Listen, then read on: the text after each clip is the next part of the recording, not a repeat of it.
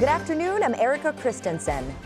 Some members of the House of Representatives are calling out Vice President Sara Duterte following the recent drop in her trust and approval ratings.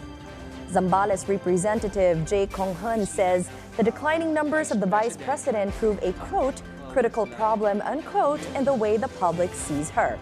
He adds that when a public official is not answering controversies he or she is involved in, the people will find it hard for them to trust him or her. On the part of La Union Representative Paulo Ortega, he says people want leaders they can trust and are open and transparent. If the Vice President continues to evade issues about the alleged questionable use of her funds, Ortega says her credibility could further erode. In a survey conducted by Okta Research in September, the Vice President's third-quarter trust ratings dropped to 59% from 65% in the second quarter. Her approval ratings is also down to 52% from 60%. The Vice President has not commented on the survey. Meanwhile, two congressmen are urging the Department of Justice to look into the findings of the House Quad Committee and use them to file cases against those involved in the extrajudicial killings during the previous administration. Quadcom co-chair Benny Abantes says that the committee is very much willing to turn over to the Department of Justice all the documents they gathered related to EJ case.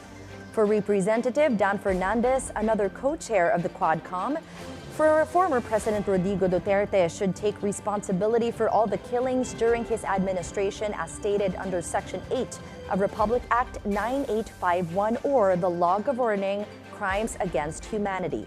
Abante concluded that as congressmen, they just want justice to be served for the thousands who have died under the drug war. Senator Bong Go is reminding the PhilHealth about its commitment to further expand its benefit packages to cover the top 10 mortality diseases in the country. Go says PhilHealth committed to expand these packages before the year ends. The expanded coverage include heart disease, diabetes, respiratory illnesses, and hypertension.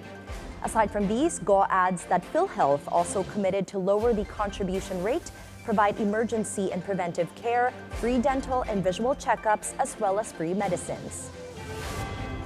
News overseas, with 4 days remaining before the U.S. elections, Vice President Kamala Harris and former President Donald Trump are doubling their efforts to woo voters. Harris is in Wisconsin, where she promised to provide financial relief to middle-class families. She also announced her plan to provide financial assistance for child care, as well as to the elderly. Meanwhile, Trump promised to put a 100% tariff on carmaker Stellantis if it tries to move jobs from the United States to Mexico.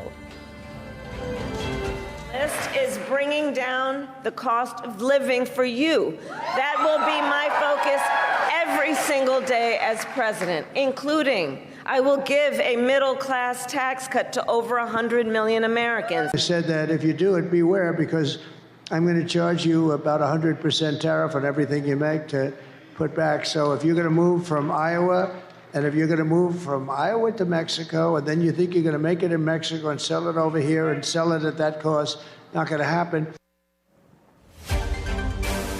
And those are the news at this hour. I'm Erika Kristensen. Stay tuned to BNC on Free TV Channel 31, Channel 24 on Cignal, and on our website, bnc.ph.